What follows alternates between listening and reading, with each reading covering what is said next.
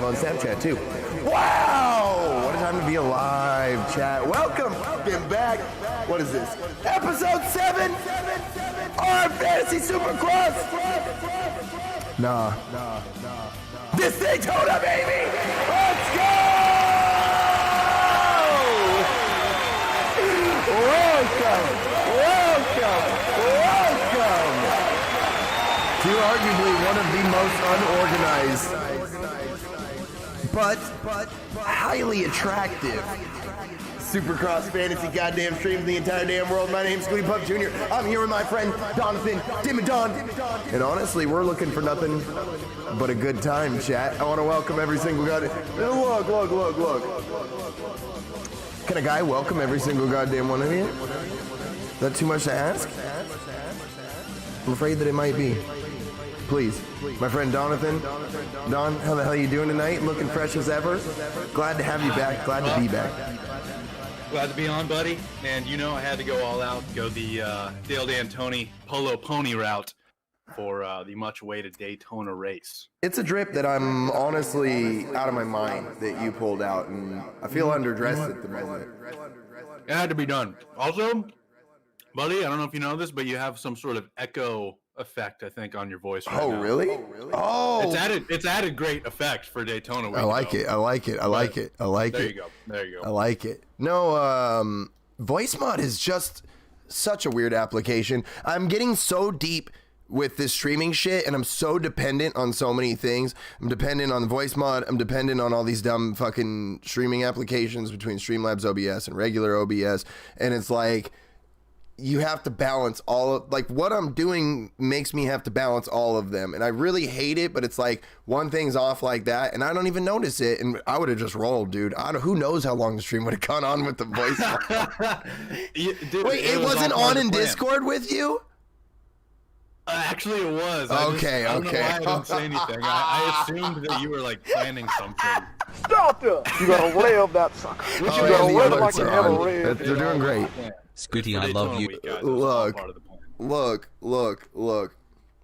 Deathstrike, I love you to death. This is your first RM Fantasy Supercross stream that we do. I have all the alerts turned off so we can stay focused. It's already hard enough for us to get through anything on these streams. So please, I need you to know that I love you. I appreciate the support, but I have all the alerts turned off for this stream. And it makes playback better for people, because a lot of people that watch the playback of this don't give a shit about me. They just want to hear the last 5 minutes of the stream and what we said about the stats. So look, I love you to death. Thank you for the fucking $5, you sexy king. Look, it's Daytona. This is Florida. You know what? Look. I'm going to have you talk to the chat for a second, because I'm going to do something special right now. I'm going to do something special. If it's Daytona, then I think it's necessary for me to be... Look, I'll be back in 1 second. You gonna be dripped out? All right, chat. Well, there's many things I could discuss. There's one thing I wanted to pull up, but it'd make more sense if Scooty did it on his end. So actually, I'll put that away. Chat. Listen here. I know you fellas who watched last week, all right, we had some outrageous picks for 250 West, all right? So what if Scooty Pup Jr. was completely correct in all of his assumptions? He said his sleeper picks, well, McAdoo's not a sleeper, but his 2 picks to do well out of everybody who if wasn't it's Daytona and we're all feeling ourselves and everybody's feeling the energy, let's all feel ourselves, you know? Like, let's down for it, let's dude. just all feel ourselves. So look, I had to go and get a nice button up on, feel that real Daytona. Look, I mean, we already know what the main topic is going to be tonight. It's Kenny's flow. It's Kenny's goddamn flow. Hey, I was starting us off easing us into the 250 class. I was actually bragging on you about some of our 250 picks from last week. Look. Do you remember who your 2 sleepers were? Well, not sleepers, but like 2 the people that you thought weren't going to do anything, and I said, watch out for Justin Cooper because he's absolutely about to strike. No, we both agreed Justin Cooper would sweep it. But do you remember who your 2 picks were that were kind of the guys who would perform a lot better than people thought? Was it Marchbanks? And who was the other guy? It was Marchbanks and McAdoo, 2nd and 3rd place. I'm saying, like, I don't honestly feel like the Marchbanks pick is too much of a sleeper. Like, I'm still blown away that he doesn't have a ride, you know, that he's out there on the Club MX bike. For sure. I think that it's going to be totally different. I think this season's people are going to be like, why don't we have this guy on one of our bikes? Like, why isn't this guy riding for us, man? Yeah, they're going to be like, we picked up Nate Thrasher over this guy. Please, Nate Thrasher, we love you. I'm sorry. But, yo, Christian, how the hell are you doing? Look, that's what I'm saying. Don came in here dressed to the nines. I'm sitting here in my finest German automotive sweatshirt, and it just wasn't enough. We had to really bring that southeast coast flair to this. You've seen the picture, right, Chris? All of you guys. We need to get that picture up, right? You got to look good for Daytona. You got to look good for Daytona. That's 100%. That's 100%. Look, Jalix might be a topic, dude, but maybe not tonight. Look. He needs to be addressed, dude. I just have to talk about how much I'm consistently wrong about 250 riders. Dude, okay. Do you remember my hot take of whatever last week? You made me part ways with a hot pick, and my hot pick was going to be Pierce Brown, sleeper pick in 250s. Obviously, he was injured and he comes back this week, so which forced my hand into some random hot take. So on the spot, I just came up with I was like, oh dude, it's gonna be Ty Masterpool. He's gonna get a podium. And man, I'm sure that surprised everybody, but like not even getting into the main. Yeah, I guess okay, that I surprised guess me.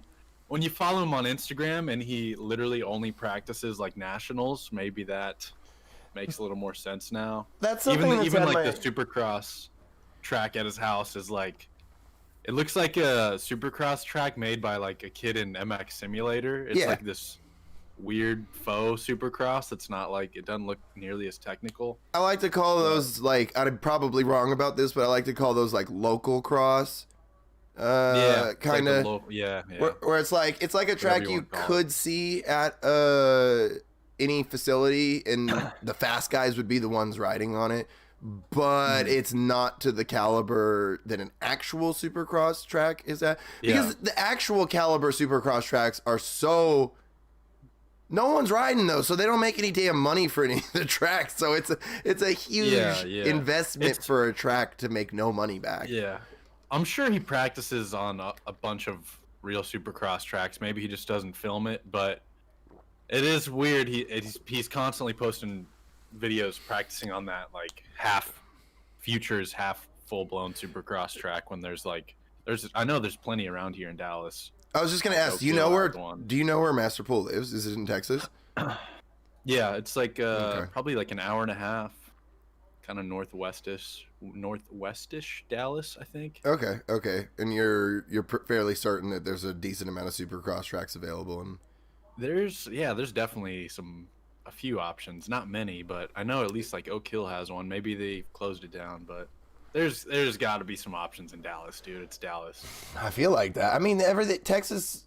I feel like Texas has everything. Am I wrong to assume that? Is that am I being prejudiced towards Texans to assume that they have pretty much? I think you could put Dallas in one of the top moto cities in the country. That's what I got to assume. But that's enough on Masterpool. That was just a big surprise.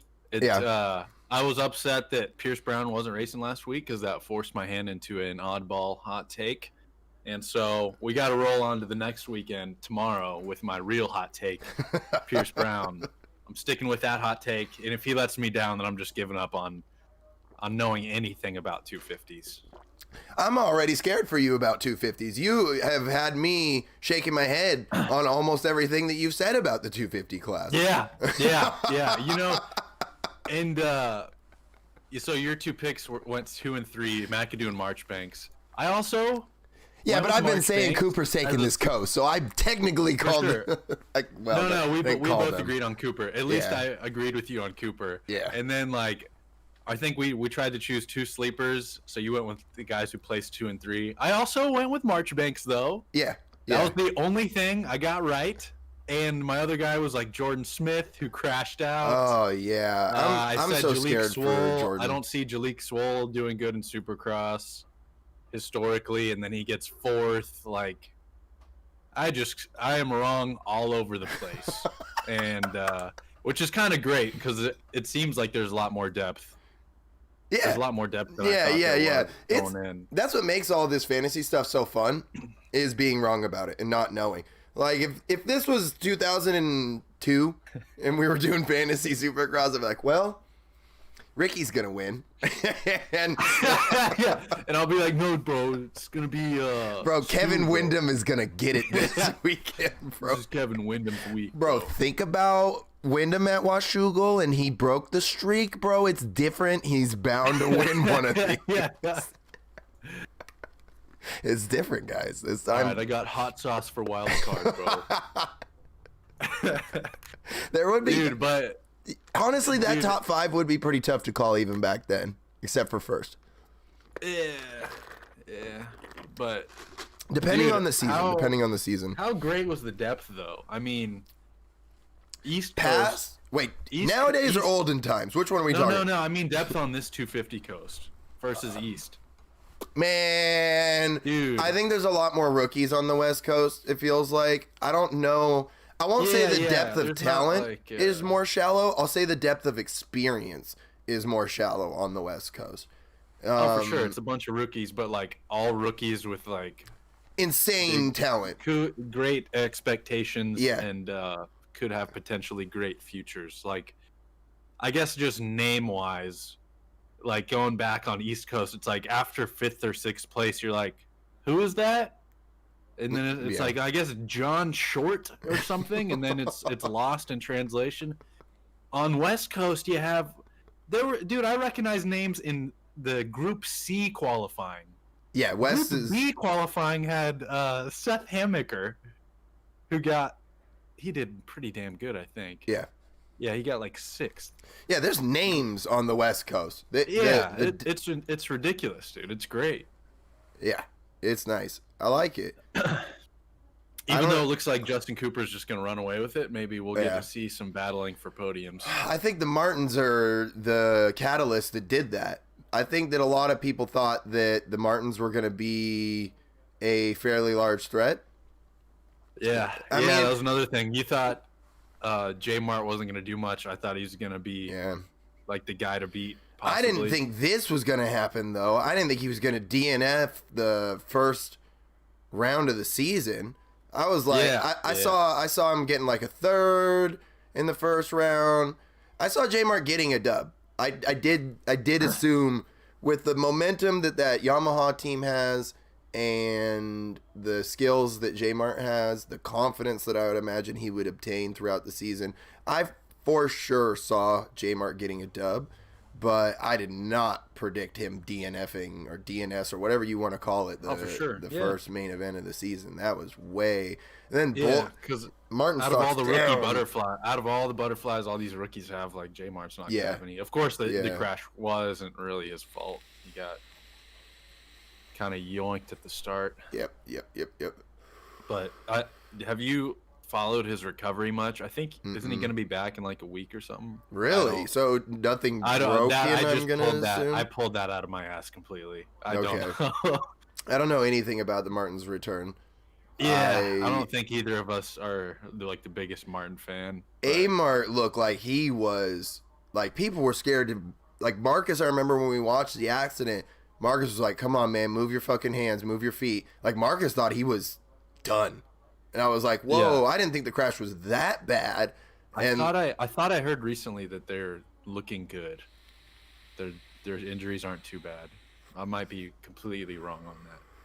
I got to assume someone out there must know at least a little bit of information with the social medias that the Martins have. We probably look like the Chumbos right now, but yeah, I don't keep up with the Martins. Yeah, we're the guys that are supposed to know. There's got to be one guy who watches Troll Train vlogs. He'll know. Yeah, let us know in chat. I would appreciate that. I would. Look, I think what did we lose? Like 4 dudes that first round? Both the Martins, Smith. Yep. Was there another fairly. At least another one. That race took out a lot of people. These Dude, last like two races. Dude, lot of rookies with some names behind them. And, Yeah. like all the butterflies, dude. Just rookies dropping left and right. Well, AC got bopped. It wasn't last week, was it? That AC got, or obviously we raced last week. It was the last round that AC crashed out. Yep. Like, dog, they lost like 8 or 9 people that round. Yeah, dude. Yeah. Yep. That whoop section, 8 people. Motherfuckers talking about AP for the podium, you absolute madman. Samuel, I love you to death.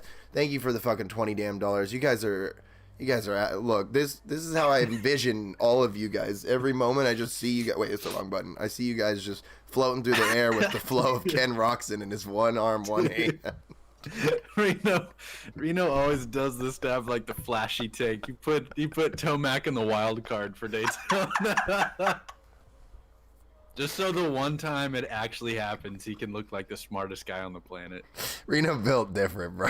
Yeah, bro. I knew that wild card was coming. Bro, it's coming, bro. Okay, Kenny winning the mental game, though. Kenny on top of the mental game right now. Kenny got the mental game in his grasp. Like, honestly, I'd like to try to continue to talk more about 250s, but like, you know, like, what? Look, yeah, we just had to shout out the depth, shout out the chaos. Yeah. Beyond that, like, I'm not hell-bent on, like, any big 250 guys. Like, bro, Robbie Wageman, this is his week. This is his week, bro. Bro, I'm saying, like, if Cooper wins every race the rest of this season, I'm not even going to be impressed. Like, I'm just going to be like, oh, for sure. That's dope. Good for him, man. Good championship, bro. Good championship. Dude, we know he can do it. Yeah. It feels like whole shotting. He can just win everything. Like, we'll see if Smith comes back and the Martins come back. But, like, this is, for the next however many weeks we're doing this and it's West Coast, I think the sentiment of the 250 class is, it is Justin Cooper's championship to lose. We'd love to see some of the rookies have their flashes of speed. I'd love to see anybody step up in that class and challenge Justin Cooper. But with the Martins missing the first round, Jordan Smith missing the first round, I just don't know if there's just anybody in that class. And I don't mean that in a rude way. They're all phenomenally talented athletes. There's a lot of depth for podiums, but like yes, the guys with just crazy raw speed that can challenge Cooper for wins. I don't. Yeah, it does not. Dude, he just like mirrors other 250 Yamaha rider on East Colt Nichols. They just kind of both came out of nowhere, and they're just both kind of. You keep saying the come out of nowhere, dude. Yeah. A lot of people are like, no, bro, I've been following Colt Nichols since I was... Okay, that one always gets me. When people are like, I've been following Colt Nichols. I'm like, I found out about this dude like 3 years ago. I didn't even know he was an existing person. Dude, they're just like effortless. It looks like they're really not even having to push too hard to just dominate. Yeah. Well, it's been one round for Justin Cooper, but it looked way too easy for him. Yeah.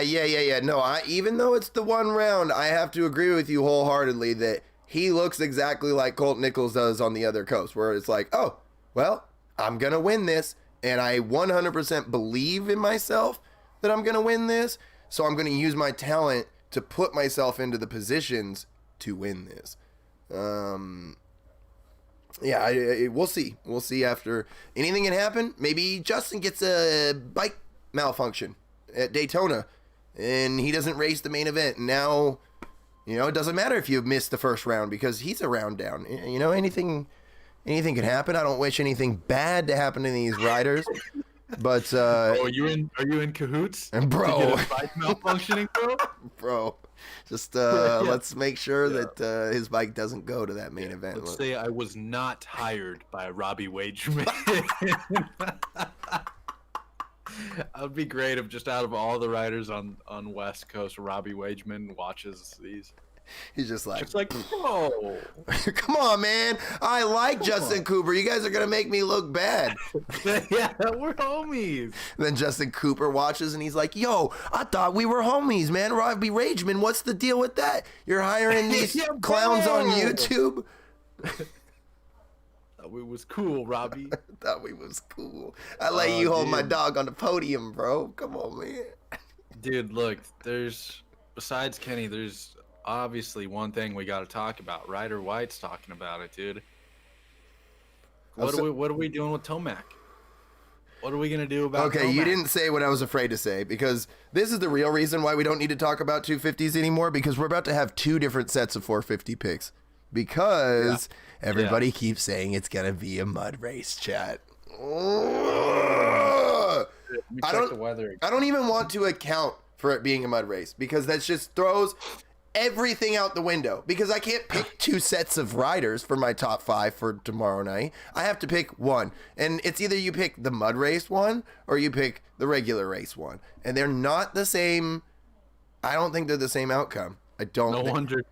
No wonder Reno had AP at number 1. Yeah, when he said that, I was like, oh, he's going mud race. Yeah, when I saw Reno's picks, I was like, okay, Reno's going mud race. Oh yeah, it's raining. 90% chance of rain. It's raining there tomorrow. And it says day and night it is raining. That's a Kid Cudi song, dude. Oh my, look. If Kid Cudi said it, then it must be true. It's raining here. Oh, dude. No, please. Sexton comes back tomorrow. Come on, man. Yeah, he does. He's in the top 5, most likely. Come on, man. In a mutter, dude, I don't know. There's too many people for top 5s. I have to just leave him out for this week and see if he's back to 100%. And once he gets to top 5 and ruins my picks, I'll say I'm an idiot. I just have the mental image that still shot Smidley has of Chase Sexton flying through the fucking air. Why is Smidley so good at screen grabbing stuff, dude? God damn it. Oh, dude, I don't know. Mutter, dude. A mutter means that this flow that Kenny has means nothing. Dude, I don't like discussing mutter picks. I don't either. It just kind of defaults to the same stuff. It's like, all right, do you have Barsha up there? Do you have AP up there? All right. Then what? You want to discuss dry picks or moist picks? It'll just be moist and not too muddy.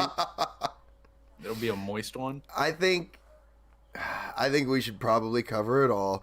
We should talk about what we would have done coming back with the week off if it was a dry track, and then probably put in mutter picks. All right. I'm sticking with dry picks up until the last second tomorrow. That's fair. Because mentally, these guys are dry picks. Mentally, these guys are dry picks. None of them. Their results of, if this is a mutter tomorrow, the results of that race aren't truly going to determine the season like a Daytona normally does. Daytona is usually a catalyst for a large portion of the season. You can often diagnose bits of the race and really see what could happen throughout the rest of the season. It's not an exact science, and it's usually a lot easier to see in hindsight, but I don't think that's the main thing about mud races. That's the main thing about mud races, is that everything's out the window and then restarts on the next race.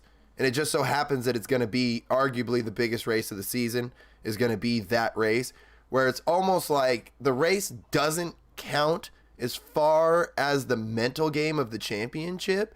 Because if Kenny goes out and the bike just doesn't do what it's supposed to do, or he just doesn't ride good in the mud, that could possibly not affect him on the rest of the championship. He gets a 5th place, 6th place tomorrow night.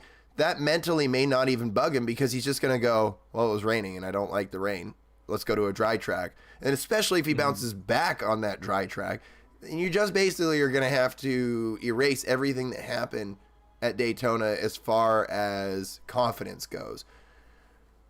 This is going to... If somebody gets perfect scores tomorrow night, if somebody wins those damn tires or wins a damn helmet, It's gonna be Reno, dude. Putting Tomac in 10th wild card. AP for the dub. AP gets his first and only dub in the 450. Let's go. Don't say only, dude. Come on, dude. I don't know.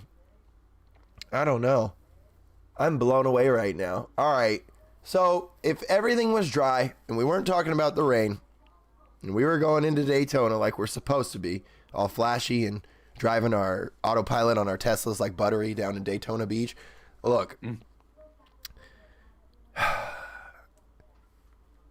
man, I would. What are you doing with Tomac? With Tomac? Okay, so the RM Fantasy S experts, I think it was, they were saying Tomac week. And I'm like, yeah. Mathematically, I see it. Tomac's always known for doing really good at Daytona, but I could be proved wrong, but I don't see the spark in Tomac yet. Now, maybe it happens tomorrow night. Maybe this is what sparks it, but I don't see the spark for Tomac. I see Tomac. It is a different year for Tomac. It is. It's not. He hasn't been quite the same this year. Of course, the day I was most confident he wasn't going to even top 5, I think he looked horrible in qualifying. He just came out and won. But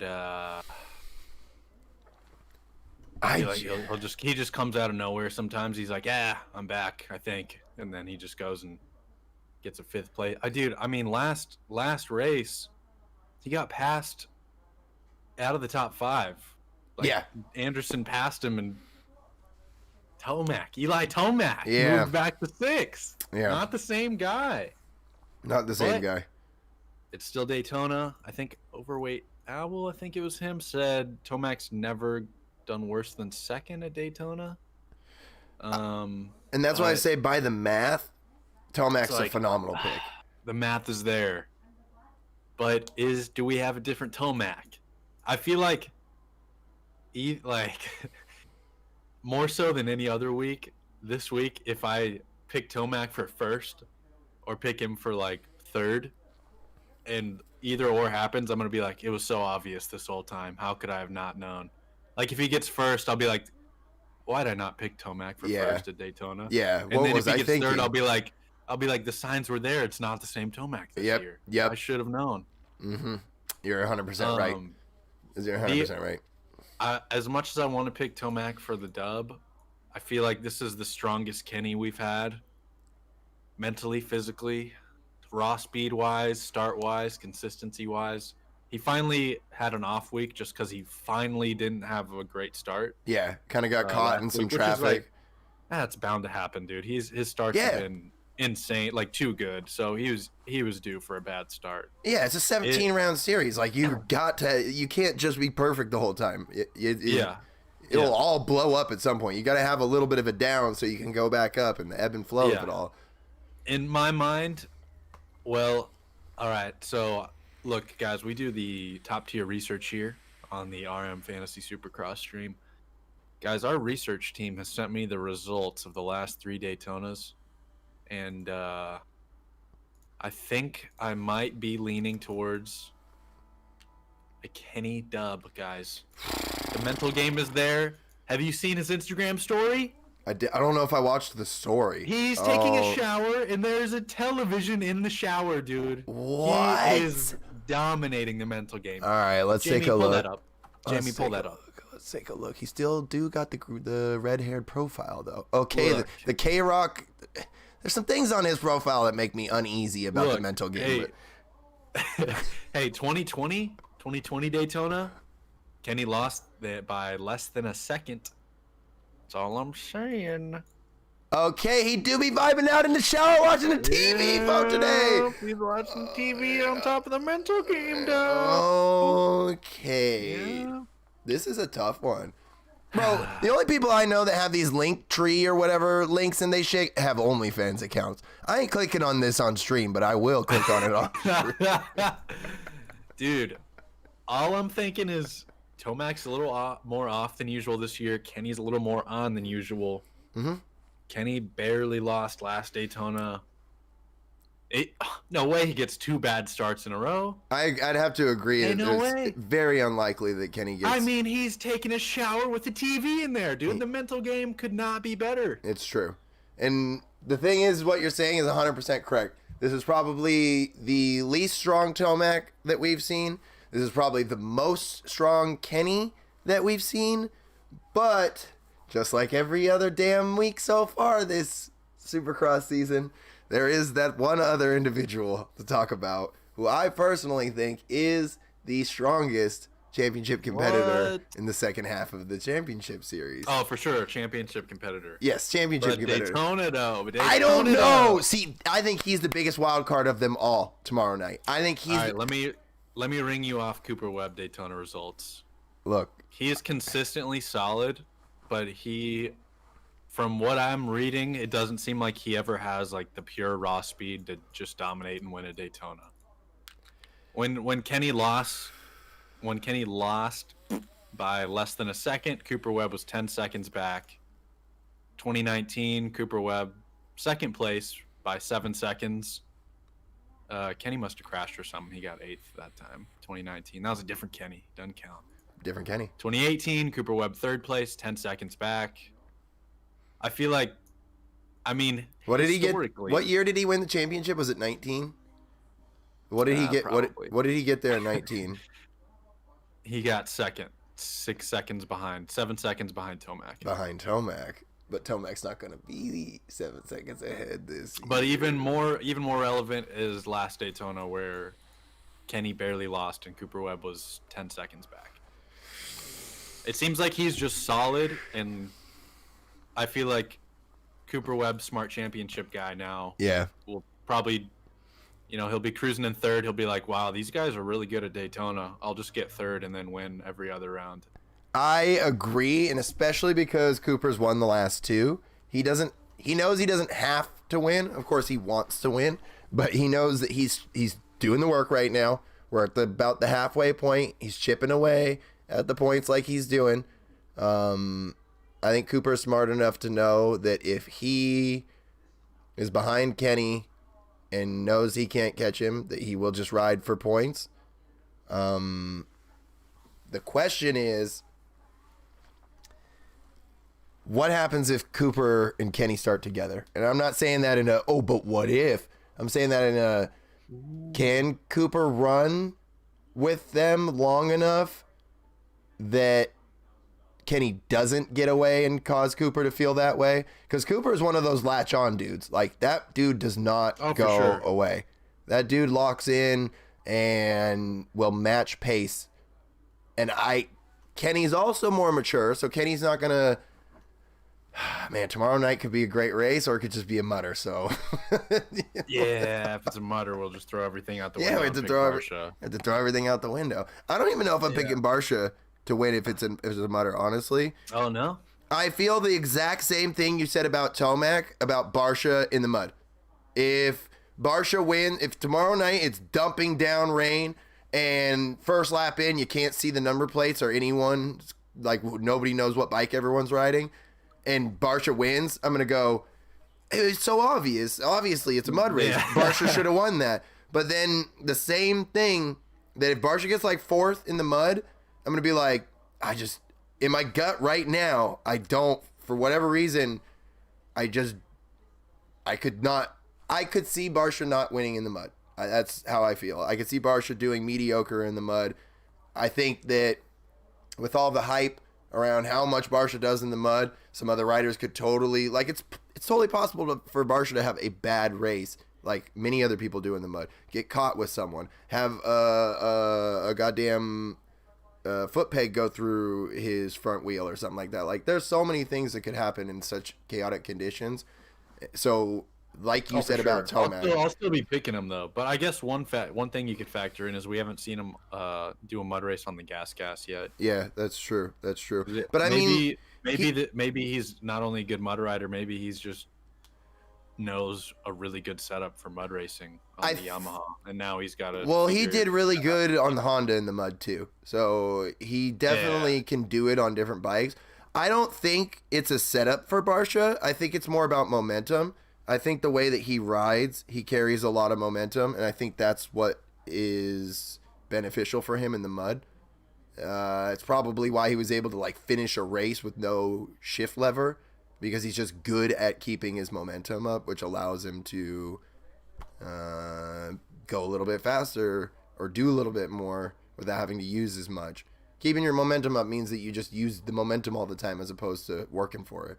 So I think that's what he does. I don't know. I'm a nobody sitting on a green screen damn YouTube show, but I feel like that's what he's doing, and I feel like that.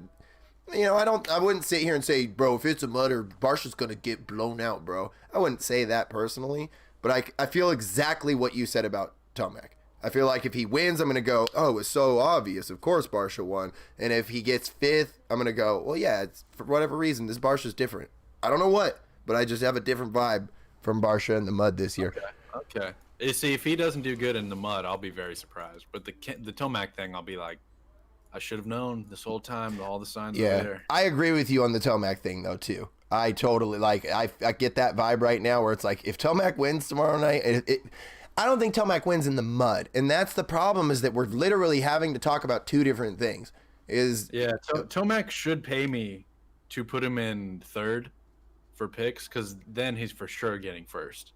Yes. He should come out and just give me a lump sum. Yeah. I'll put him in third in the picks, and then he'll just cruise it to a victory. Yep. He'll be wheeling in through the whoops and shit. It'll be like, okay.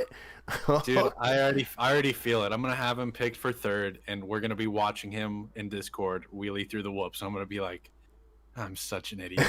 Such an idiot. He'll start in 11th. He'll make, 5 passes a lap, and I'll just be shaking my head. Yeah, the whole time.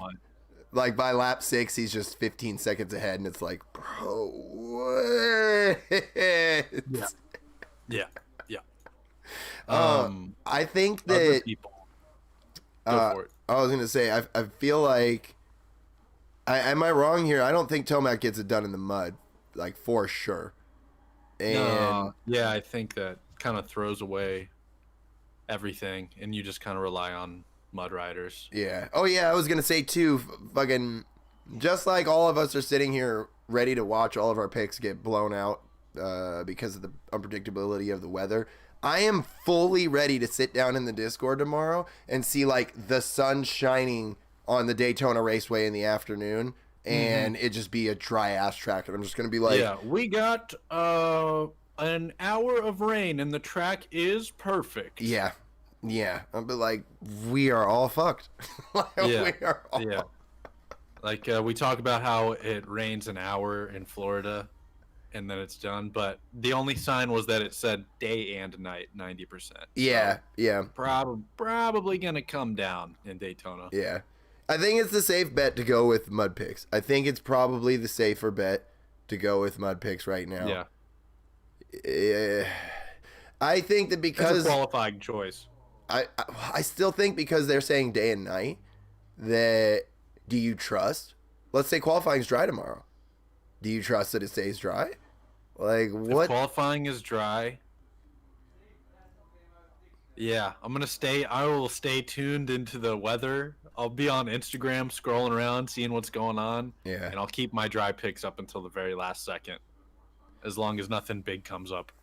That was like, vital posts. Hey, it is pouring, and it is about to be the worst mud race we've ever seen. Yeah. Then it's like scramble to the picks. Yeah. I was wondering what the RMS experts were going to do. I was watching their stream earlier, and I was wondering which direction their picks were going to go as far as the weather. And the stream cut out. Their goddamn stream cut out like in the middle of it. And I don't know if they got it back up. I didn't catch the end of it. They were saying that they were going to try to get it back up, but I didn't catch the end of it. And I was just like, man, I wanted to know if they were going to pick dry, maybe I'm going to lean into dry. If they're going to pick mud, I'm going to piggyback off that. No, I can't watch those before we do ours, because then I'm like, oh, I if get anyone totally make too good of a point, then it's in the back of my head, and I'm Yep. like, wait, now I gotta like choose that over my own idea, and then we just turn into RM Fantasy Junior. S Experts Junior. Yeah, we just have their exact pick, but just significantly worse. Like, how did you guys copied everything we did and still got it wrong? We're like, look. Look. Christian in the chat said, we get to Seattle level mud. How far up do you either move flesh than Second, right behind Varsha, baby. Second. Let's AP go. on the podium. He just does the Let's Daytona go. belly flop, dude. Oh my Dude. goodness. Oh man, that'd be a great night. Yeah, you guys haven't done a lot of streaming, man. The freaking stream cuts out in the middle. You watch your freaking heart drop into your stomach. You're just like, oh, well, I guess we're screwed now. Hey, they got the polls down though, dude. Where's know. our polls? Look, Mr. Production, we gotta, Master. I'm going to get a guy. We gotta have the polls. I'm going to get a guy. We gotta get a guy. Jamie. Yeah. All right, Jamie, pull up the polls. Next year, if I could, like, feed restored 40 ounces while he just works the background for us, like, that would be tight, dude. I'd be like, restored, pull that video up. And he'd be He's like, just accidentally streaming like his screen, and he's just like browsing like Craigslist or something. Craigslist and monkey memes, dude. Yeah. Okay, I feel like there is another challenge. A new challenger has approached. Super Smash Brothers Shadow appears. Is it 450s? Yeah. Are we talking about Sexton? Okay, that's also true. But I'm gonna give him a week. I'm gonna see if he's back to full. Oh, health. yeah. I forgot about I that. have no idea how good he is outdoors or on Daytona or anything. But new challenger, Mr. Puff. Who passed Tomac for 5th? Oh, are we going to talk about JA21, though? Who got a shit-ass start and made it to the top 5. So that was something that they were talking about on S Experts. And, yo, Jason Anderson is on the radar officially. Yeah, but because I didn't watch theirs, I sound smart because I thought of it on my own, though. He started in 13th. Look, I had Jason Anderson in my top 5, I think, multiple times this year. And it has yet to pan out. But it's gotten close. Actually, I had him The past 2 weeks, he's showing it now. Last week, something happened. He clicked his rebound around, and now it's on or something, dude. I see the Team Fried posts. I see what's going on. Look. Our man Jason Anderson, you know, he's in Florida just kind of vibing. He's off the Alden. He had to come down off the Alden wave and kind of resettle. He got himself a little bit of a DJ GF action going on. You know, things are relaxing. He got someone in his corner. Team Fried dropping new merch. The vibe's up. He's feeling himself. You know, he got them long strides when he's walking through the pit, probably, you know, in his skinny ass jeans and shit. And the Tommy Tenders JA Daytona edits have been on point, too. Oh, the edits are going crazy right now. They've been going a little bit crazy, though. Yeah, Tommy Tender's a madman. Huge love to him. Team Fried stuff going off. I'm telling you, Jason Anderson's feeling himself. He kind of feeling wavy. He's like, you know what? I'm actually kind of in this, you know? Like, he's not like in the chip, but like he could get in there, man. He could probably get himself some podiums. This dude might even be able to snag a win if he can get a great start and get away from... Look, I'm not saying tomorrow night. Please. This is not a Jason Anderson wins Daytona stream. For sure. But I personally believe that he could get one. He could get one. It's a start right now for him until he shows just a little bit more raw speed. He's in a stars align situation. He might be cracking the top 5.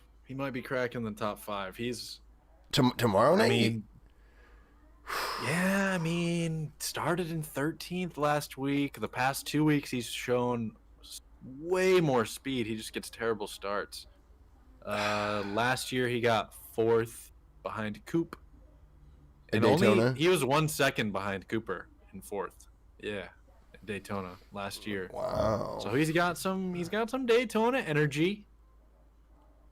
But then you throw that Hasn't wild finished the card. best the other years, but 2020 last evidence we have of Daytona, he was pretty solid. If we have to throw the wild card in there of the rain, I really don't know how well Anderson does. I don't know if he's a notable mud rider. I don't know what he does. But as a dry track with the momentum that he currently has, I would have to say that I think that for sure he could be a top 5 rider. If we were going into Daytona tomorrow, I'd be willing to argue JA21 in the top 5 for sure. I'd be willing to argue JA21 in the top 5. He might crack 5th for me. Either him or a new challenger approaches again. Are you reading chat? Because I'm reading chat too. Okay, yeah, that's for 250s. No. What? Go ahead and say what you're gonna say. Okay. The outdoor champ. A little more outdoor style of a track. Ozzy? Where did this dude finish last week, dog? What is Mr. going? Bourne? Is that? Man, I don't know. He got Zach Osborne got 8th last week. Yeah. He got 8th. Started in 11th. This is really, I just thought I'd mention that because he is outdoor man. Look, the person, Outdoor Daytona style. the person that I'm seeing. I probably won't throw him in. But worth a consideration. Yes, I agree. Your track record is 100% correct with the outdoor winner, outdoor style track. As the math is there, the math is there.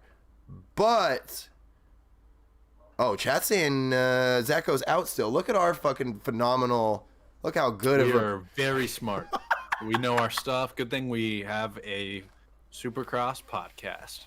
Guys, we were just joshing you. Oh, making sure you guys know your stuff. We were Sometimes- trying, we were making sure you guys knew your stuff. We Yeah. knew, we were just keeping you on your toes. Yeah, I can't believe people didn't call that out quicker. That honestly took way too long, guys. We expect more from you. Look. The other person that I'm seeing the chat talk about that, this might get people really hyped up. This might be a whole thing right here, man. This is an actual Daytona daddy that we have to mention. You can't be a Daytona daddy and not get brought up. And You're gonna bring it up, huh? I got to, man. Justin Brayton, dude. What? Like, did he didn't even finish. He didn't finish last. Is he even gonna be at Daytona before we get yelled at by the chat? Motherfucker didn't even finish last race. Oh my goodness. As much as No, he's not winning. Let's be. I'm not putting him. He's but- not touching my top 5. With all due Brayton respect, He could do top he 5. could. He could. If he gets you a want to start- win tires, If you want to win win some tires, yeah, you put tires, Brayton in. throw Brayton Oh in no, like 3rd. 10th place is the wild card, dog. He could. Oh, Brayton's out too. Shh, Braytona. We knew that. Yeah, Come we were on, testing you guys. We got you. Ladies and gentlemen, we got him. We're telling you. When did all these people get hurt? How does everybody know? Look. We were just testing the depth of the knowledge in the chat. He's been listening to T-Pain with no T. I love you guys. Well, at least that makes our picks a little easier. Yeah, baby, let's go. Oh, man. Felt like I might have had to do something with Brayton and Yeah, I would have put him in the wild card. Backup. Honestly, I would have locked that motherfucker in the wild card. 10th place at Daytona for Brayton sounds phenomenal to me right now. But apparently, Brayton's hurt this week. We knew that. Look. So, where the hell's Vince Freezy going? He ain't getting no top 10. Devin says, next guy you pick, he's hurt too.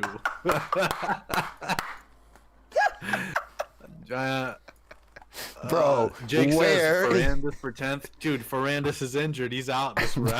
Bro, where's AC gonna end up from?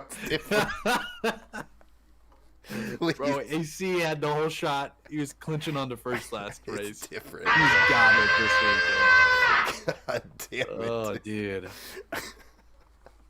Ferrandis could be a sneaky. All right, so I'm picking. I did have Ferrandis. AC. I did have Ferrandis in wild card all week. That's the top 5 right there, dude. It's fucking Ferrandis, AC, Zacho, Brayton, bro. Locking it in, bro.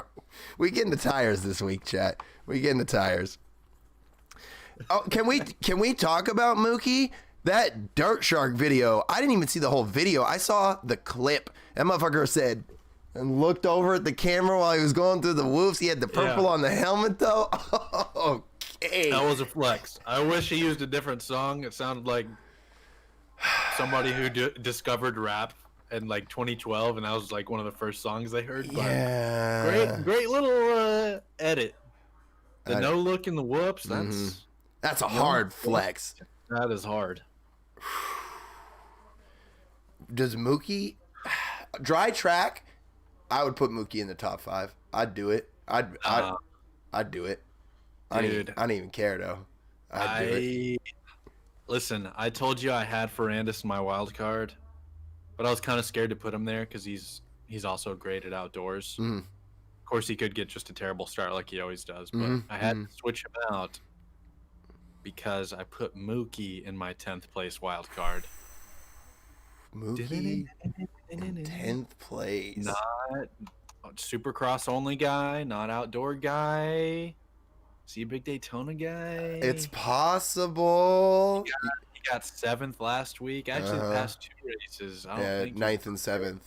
Yeah, Orlando hasn't, or Florida hasn't been great to Mookie so far. He's been top 10 riding, but a more outdoorsy track, not an outdoors racer. Of course, he still hauls ass at outdoors. That was his entire life when he was young. But compared to the other guys, I just envision he does a touch worse off of this momentum he has going from the 7th and the 9th, and an outdoors 10th makes sense to me. Honestly, the math is there. That's still pretty far back for him. I could definitely see him getting 8th, 9th, maybe even 5th or something. But I'm feeling the Mookie wild card strictly because I'll look really smart if I get it right. That's true. That's true. Probably how many people are picking it. That's true. I agree. Instead of making a more rational decision. I wonder what because we all know that you pick Freezy from 13th and beyond for the wild card. So who's the highest when the wild cards are top 10s? I wonder who the highest picked rider tends to be, or the most often picked rider tends to be in that situation. Yeah. I know me and Reno like to be outrageous and pick like high caliber riders for the higher up wild cards. Yeah, like an 8th place or something like that. You look really cool if you get it right. Yeah. You never do get it right. You predict the rider to have like the one bad race. Got Mookie. Yeah, Tomac for 10th.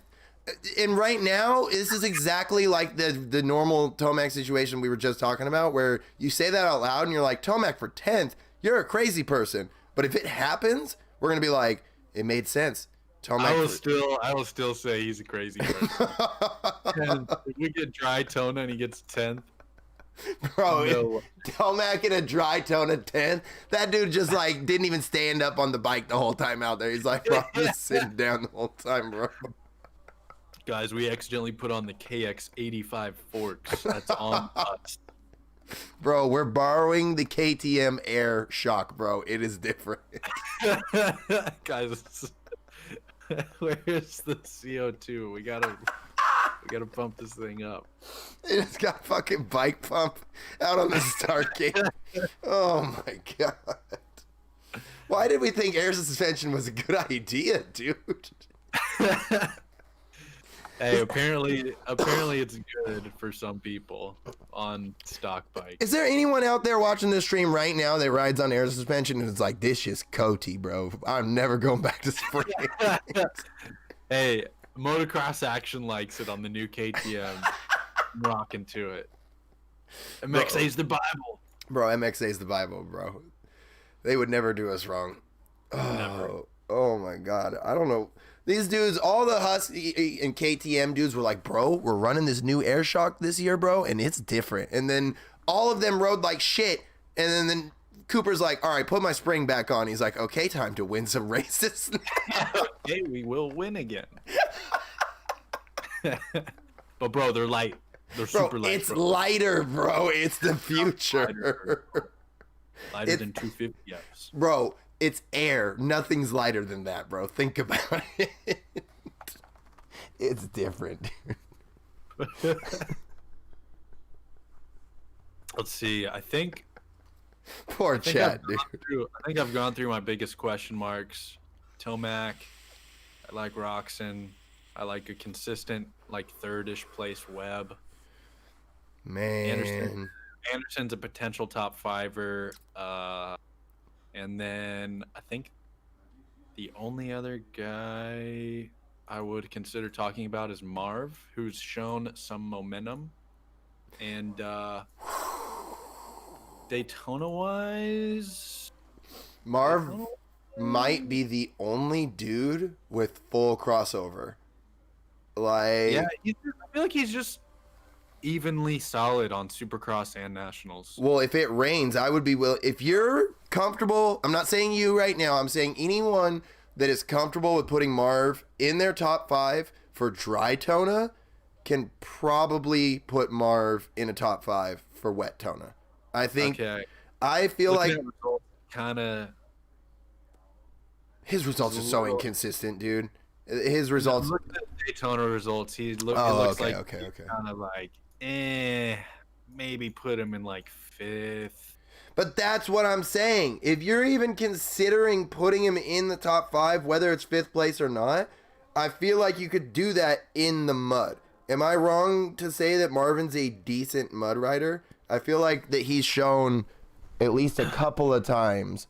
Am I just manifesting this memory out of nowhere? But I feel like Marv has shown that he's... I'm not saying he's like, oh, he's like Barsha in the mud, but I feel like I've heard them be like, well, he's European and they have those kinds of tracks over there, so he's really good. And he is the kind of rider, for one, to not put his feet down a whole bunch. He's got really good balance and momentum on the bike, and that's exactly what I was saying I think benefits Barsha in the mud, is being able to keep your momentum up.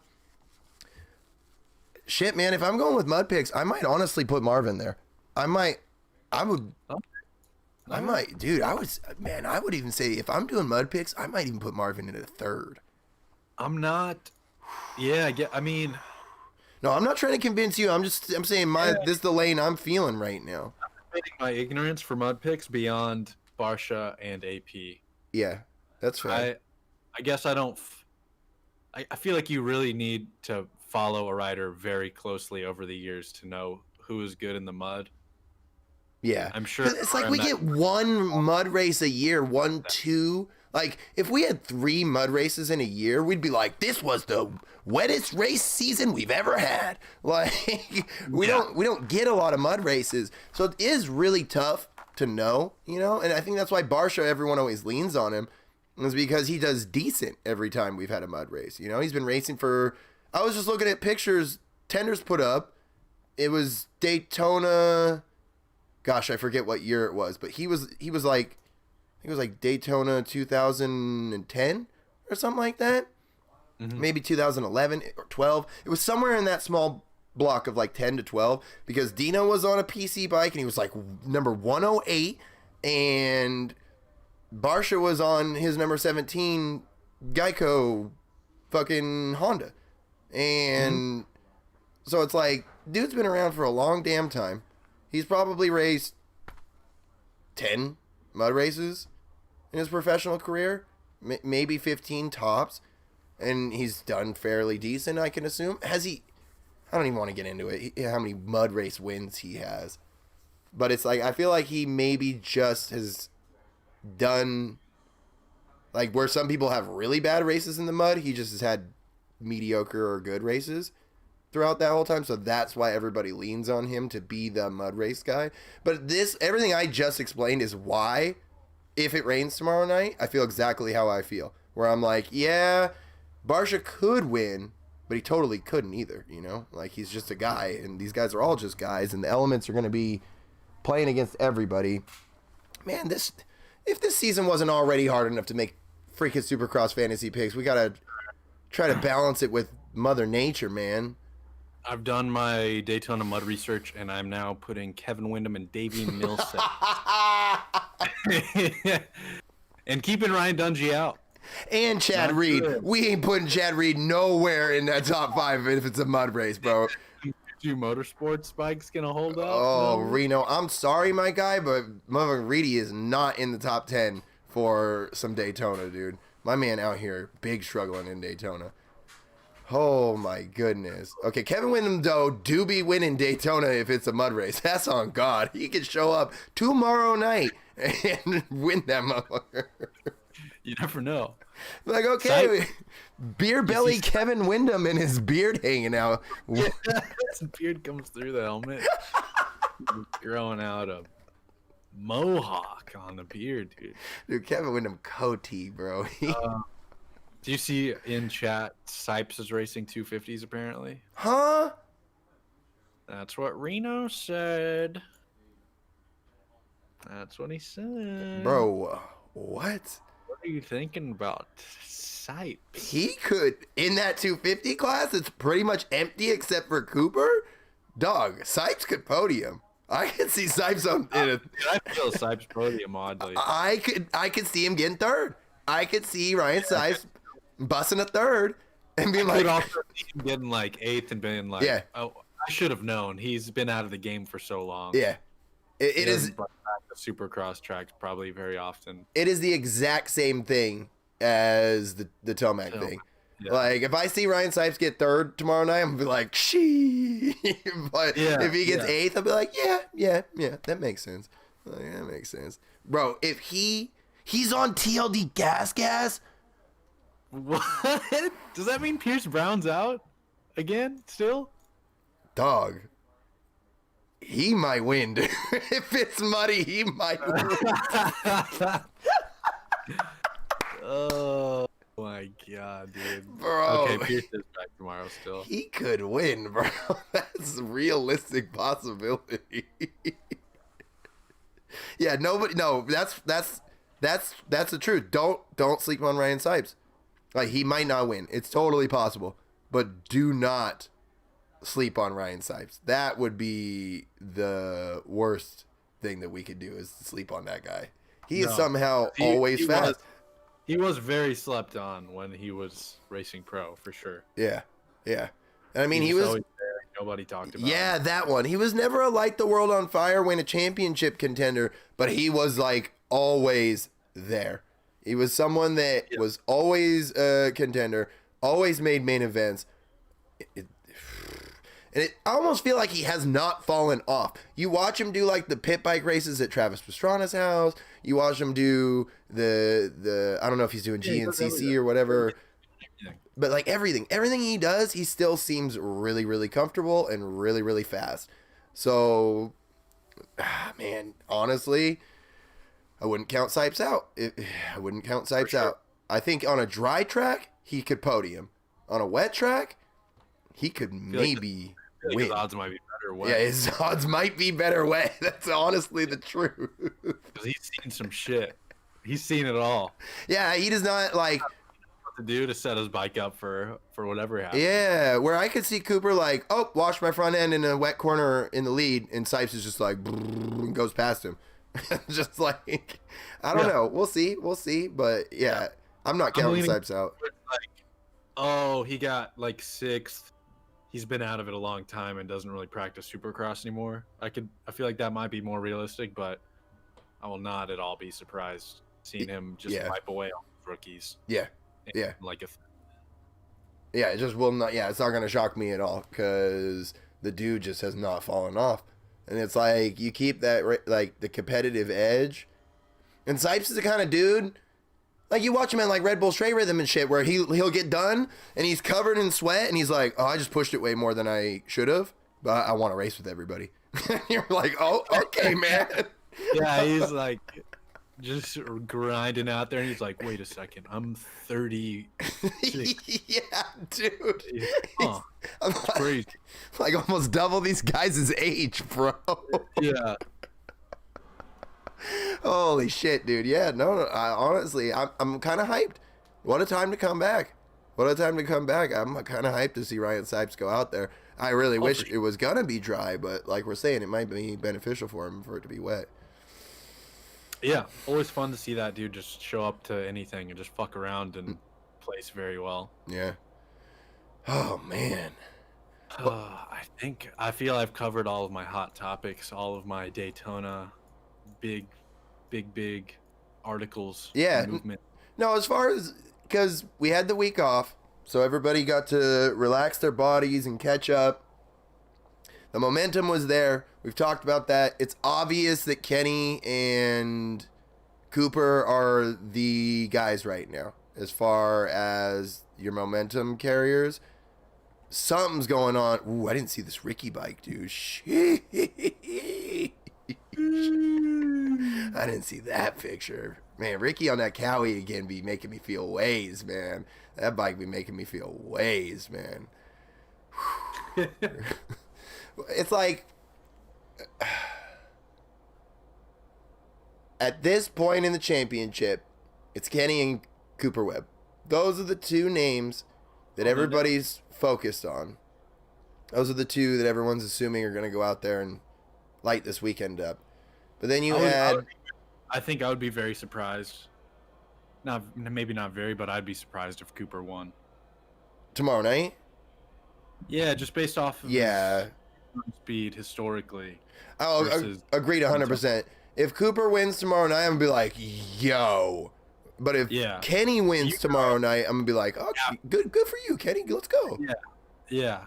You know, after this week, I'm putting Coop for every dub. That's likely. Yeah, that's really likely. Especially with how Kenny's second half of his seasons go. It's a very scary gamble to be putting it all on Kenny. I feel like... Mental game Kenny. We haven't seen this mental game Kenny before. Yeah, we've never seen a mentally strong Kenny like this. Now, I've seen a Kenny with more confidence before. I've seen Kenny with, I don't think more momentum, but more confidence for sure going into the second half of the season. But every time that I've seen Kenny with more confidence than he has right now going into the second half of the season, he has bit himself and not won a championship. So I hope and I feel like Kenny's keeping himself in check a little bit more right now so that he doesn't let his ego get ahead of what he's trying to accomplish. He's more mature. He knows what's on the line. He knows that he doesn't have as many years left in the tank that he did 3-4 years ago. So it's a little more important to get the job done. It doesn't matter how cool you look on social media, how many likes your posts get, or how cool your red Super Saiyan hair looks. It's about holding up that number one plate. Like, that's all for him. That's 100% what he needs. Daytona. My proudest moment, the take on his red hair. As soon as he got that, like, he's sinking. This is not going to work. The mental game is not there.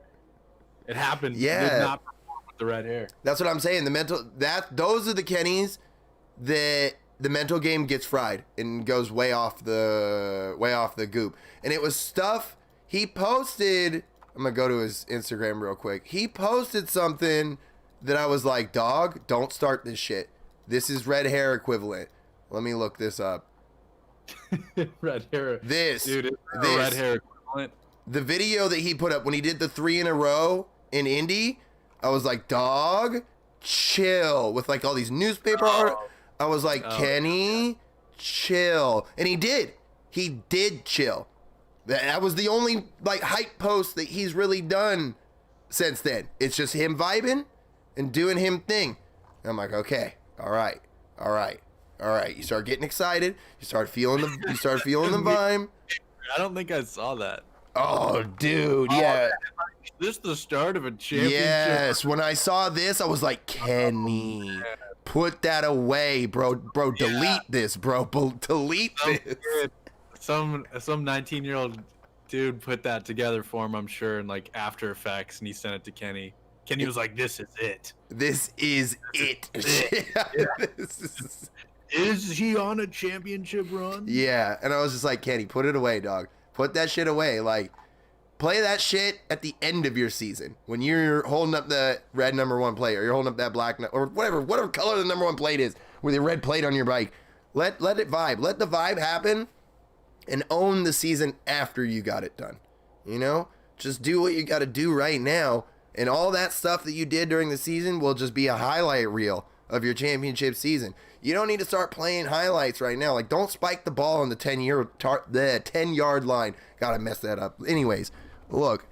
Yeah, don't go out and get all the pizzas like Marchbanks after the podium. Oh, no, yeah. Motherfucker blowing out the Pizza Hut, dude. Trying to out Pizza the Hut over here. Probably not a big deal, but I'm sure everybody eats pizza during race season here and there. But yeah, you gotta have a cheat day. All right, dude. It's been one race. You got a podium. Yeah. Keep it going. What was Ken watching in the shower? That is a really good question. Look, dude, I saw some people in chat thought it was, or someone messaged me on Instagram. They're like, "Is this the start of a P-Hub scene or what's going on here?" And all I had to think was, this dude is on top of the mental game, just unwavered in posting whatever crazy stuff he. If you're posting the pre-crank video, you're just like, you posting the like innocent shot before everyone's butthole ass naked on this, like that's a level of confidence I've never had. That's a level of confidence we will never reach. Just like, all right, guys, pre-crank, about to win this chip. You're like, bro, you got the TV playing a P-Hub in the shower, bro? You didn't even got clean up, bro. You just get out the shower. Like, what? Look, man, he's got to spend all that time with his wife and kid. The guy just needs to unwind in a hot shower, dude. Let the man vibe, dude. Let the man. Pre-crank. God damn, dude. That's why I got Kenny for the dub, man. Yeah, you can't be that relaxed, dude. You can't lose. That hard in a shower with the TV in it, dude. Between the shower and the TV and his flow, I feel like Kenny's mental game is watertight right now. It's a bad start last week. 2 bad starts in a row. There's no way. Yeah, it's not gonna happen. It's not gonna happen. Did you see the videos of him vibing on the? I think this was during the off week, right? Yeah, this was like last week. Yeah. Dude, his whips that he was throwing during this off week when he was just vibing. Holy shit! I was like, dude, yeah, Kenny's vibing. Like, he's got the flow. This is it for him. Like, this is his season, man. If Kenny doesn't get it done this season, dude, he's not gonna get it done because Cooper's coming next year.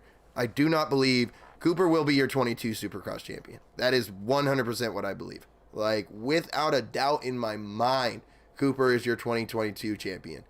But he could be the 21 champion too if Kenny blows this. And if Kenny does blow this, it's over. Like, it is over. This is Kenny's last stand to show the dominant rider that he is. I don't know. He's 26. He's got some more prime left. It's not an age thing with Kenny. It's a mental thing. Because we all know that Kenny he runs on the mental game. And if new Kenny, dude. I know, Kenny? But what I'm saying is this new improved Kenny gets beat. That's it. Where does he go? He doesn't have any. New Kenny, dude. He posts some more pre-crank photos. He's I don't know, man. I think he looks too new and improved to count him out for the future too. But I see what you mean, because Coop is he's settling in, dude. threat for a while. Yeah, man. Like that's what I see from Cooper is he was like, oh, all right, this is my class. Like time to really sink my feet in. Because you have to remember Eli and Kenny went up a couple of years before him. So in his brain, he is the primetime guy. He's like, you guys are the old dudes. You had your Supercross championship attempts. You had your outdoor championship attempts. This is my class now. Like, it is time for you guys to step aside and get your seconds and thirds while I take these championships. Like, that is the rider I see Cooper Webb being. Now, you know, anything's possible. But if you look at the way that Cooper has ridden versus the way that Kenny and Eli have ridden, Cooper's done way less damage to himself and gotten way more done than both of them. So, for sure.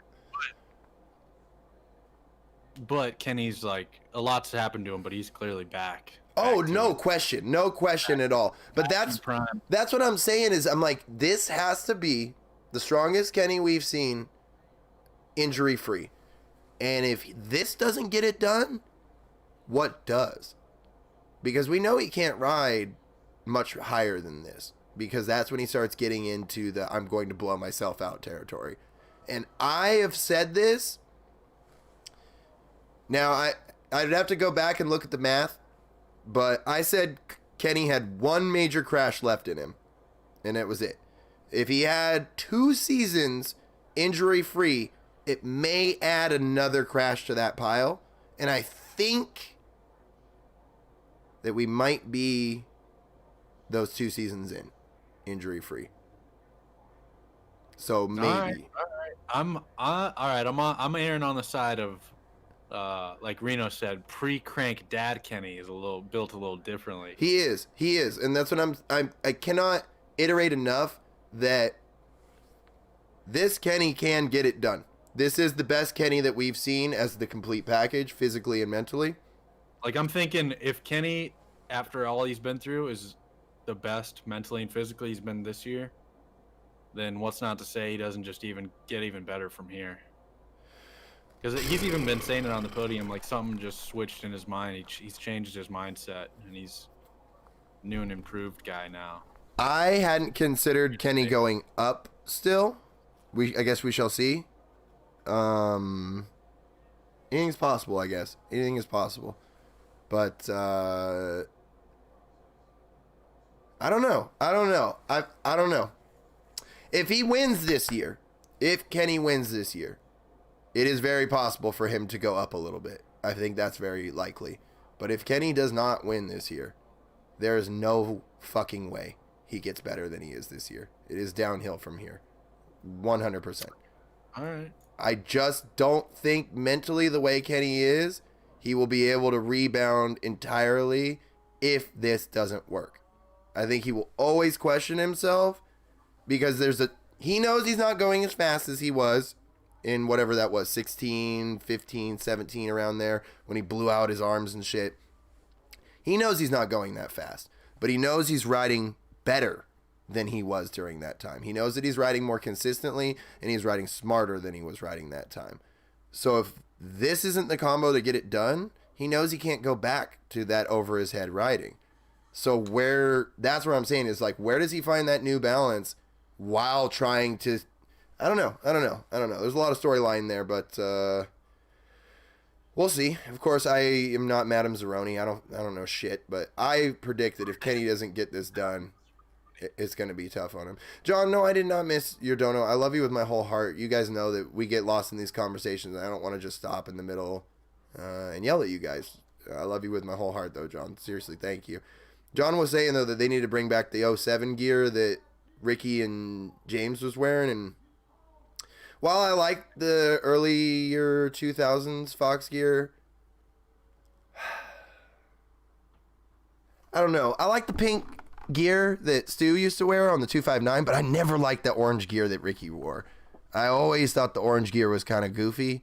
Maybe just because Ricky's kind of goofy. But I never was too big a fan of it. On that note, I cannot believe more gear companies don't bring back just like one retro set. Yeah. Why don't you just use your own creations and throw them out? Especially I think last year, the last year's gear, I was looking to buy a set of gear from somebody. Like, I hated all the gear mostly from everybody last year. I'm like, dude, just I don't know. Somebody throw a retro set in, or everyone would buy a retro set. Yeah, 100%. It blows me away. Set he did for Straight Rhythm. Ooh. It blows me away how gear companies are with their gear, where they're like, nope, that gear's gone. Like, it's just, we don't have that no more. And it's like, y'all ran that for 8 months. Like, why did you have an 8-month run? Now, maybe someone who works at WPS or fucking Thor or some company will hear my dumb ass babbling about this and go, Scooty, you dumb idiot, this is why we do this. And I'd love to have the information, but as a guy that doesn't buy new gear every year, sometimes I want to get my hand on a specific set of gear and they're just gone, and a motherfucker can't ever get it back, and it's just like pain. Yep, I just missed out on that shift gear that was all white with gold letters. Yeah, how come we're not big enough to get it? Look, you guys want to talk about how big time Donut and I are. We can't even get the gear that we want. How about you guys start telling some gear companies to start sending us some damn gear if we're so damn big time? Look, I'm sorry I had to yell at my future sponsors that are going to send us that free gear. Please send us cool gear sets from the past. I still want, what was it? I think it was Shift. Someone's gonna send me a cool retro gear set, and it's gonna have like a 28 weight. Sorry, bro. We all just chain smoked cigs and wore size 28 back in the day. Bro, yeah, I can't breathe with this on. Yeah, come on, dude. I can't. I think it was Shift. It could be wrong, but it was like 2012 where they did the leopard print gear. That's still like one of the hardest sets of gear ever. I would pay way more money than I should for a reprint of that. I think, actually 250 London still makes leopard print. I'm pretty sure. Yeah, but it's not as cool as that other one was. It is not as cool as that other one was. I do not know much about the leopard print industry, but I know one of my buddies loves leopard print gear, and he reps some 250 London. Yeah, there was some pretty fire gear. The mid 2000s when SoCal beer fights was the coolest thing in motocross and stuff. There was some fucking fresh gear going on. Let me tell you, a lot of neon colorways and look like Osiris shoes on the gear. Osiris shoes. There's been a boot that year. Yeah. I think Kyle Loza ran that shit. Yeah. No. We not sleeping on no LBZ gear. If it goes over the boots, then we rocking that joint. We rocking that joint hard, unless it's moose gear. But LBZ gear, look, I got big time by motherfucking Jordan Burns. Jordan was the drummer for my favorite band, or one of my favorite bands, Strung Out. He owns Moto Triple X. I met him a couple of times now. We hung out at A1 for a sec. I told this dude, look, I stream. Are you trying to get in on the ground floor? Being a Moto Triple X sponsored streamer, I'll be shouting out Moto Triple X, doing my thing. Didn't even get a response. Left on red, chat. Left on red. This is what happens when you are a no-name guy sitting on a Hollywood film set, wearing your finest Daytona outfit you could possibly put together. Look, what I'm saying here is, 1, can we get some more retro gear sent to us? 2, I want some LBZ gear. 3, we not wearing we didn't get the Moto Triple X deal. We didn't get the damn Moto Triple X deal is what I'm getting at. It's a whole thing, chat. And honestly, I'm ready to wear LBZ pants again, honestly. Let's be real here. Also, can somebody get me some Tech 8s? Like, oh man. I don't think there's enough appreciation for the Tech 8s out there, honestly. The Tech 8s be going a whole wave different. That's my favorite boot I've ever worn. The Tech 10s are aight. They are aight. Yeah, but the Tech 8s, that's my wave. I burned through them in like 3 rides. Dude, the Tech 8s are wavy. That's the whole reason I even want Garniers, is because of the Tech 8s. Dude, that was the first nice boot I had was Tech 8s. I wasn't an inner booty guy. I love it, dude. I don't know why, but I love it. Wait, so Garniers don't have the inner booty? No, that's especially why I love them. Oh! What? Like, if you're an inner booty guy, you might not be able to switch. I also had the terrible tib fib fracture and got the Kenny compartment syndrome in my Tech 8. So that also changed my mind. But I probably would have gotten those in any boot, realistically. Yeah, I do not like the Tech 10s. I don't like Tech 7s very much. I don't like the moon boot style. I don't like how stiff the moon boot style is. You're just like locked in, and you just have to hope that you're pressing on your brake, and you have to hope that you're shifting your gears. Look, if we want to talk about hard gear, in my opinion, the hardest gear that's ever existed is RV's Volcom. Yeah, you love that gear. That's my favorite gear. That's my favorite gear that's ever existed. It just that's the gear that I want. I have this one. I'll keep this one forever. I have the green and black one, but and I'm so mad at Turley. I'm so mad for having the Welcome to Paradise one. I'm just like, dude, I wish I had gotten that one too, dude. God damn it, dude. I love that one. Dude, he's a drip monster, dude. Of course Turley has it, man.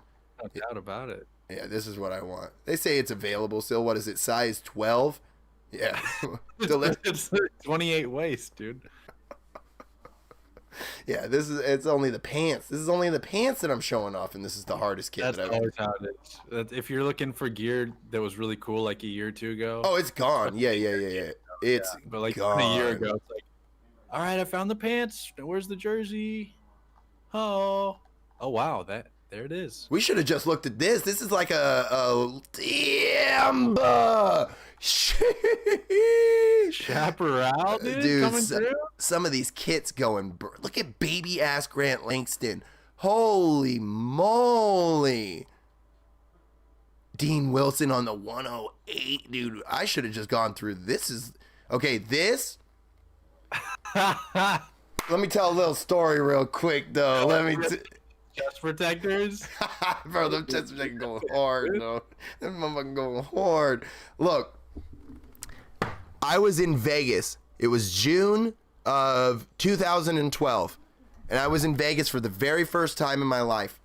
And me and this girl that I was there with, we had stolen, well, we didn't steal it, but we borrowed the truck from the person that, there was a bunch of us there. One person had a car. He was passed out. We took the keys and we went looking for a fucking coffee stand.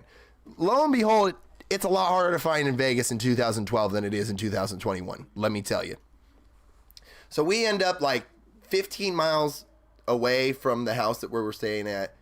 And I'm in a Safeway. I got a couple of Starbucks coffees. I'm ready to go. I walk up to the magazine aisle as my friend is paying for her bullshit. And I see a new issue of Trans World. I'm like, oh, let me look at this motherfucker. Open it up. This is the first page. It is a 2-page advert with the back-to-back 2011, 2012 Supercross Championship. Oh, this is my exact reaction. I said, sheesh. Ooh. That's when I knew that this was a junior goat I was looking at. You can't be owning shit like this. Look, and then he ran it back he could have doubled this up. 4. He said back to back to back to back to back to back to back. No, 4 times. And then he blew his knee out. It's a whole thing. Let's move forward from this. What I'm saying is that my Supercross fantasy picks of the week are the 2012 Volcom Ryan Villapoto kit. That is my stone cold lock of the week of the century. God, dude, this is just prime time, dude. This is when Poto was on top. He had Fly's gear, the best sponsors. Oh man, that Vans and Volcom and Door, dude. Mans was on it, dude. People won't always be like, "Oh, Poto didn't have no style." I'm like, I don't know who you were watching, bro. I don't know who the fuck you were watching. Like those, dude. I can still see it now. Those pictures of Bullet Head Poto when he crashes at the beginning of the race and then knocks his visor off and then races like this. He's just below the handlebars the whole rest of the race because he is fully tapped on whatever gear he's on around the... I'm going to get lost in memory lane, dude. Get the fuck out of here, dude. Let's pick our fantasy picks. I'm picking mud race picks. I don't care. I'm picking mud race picks.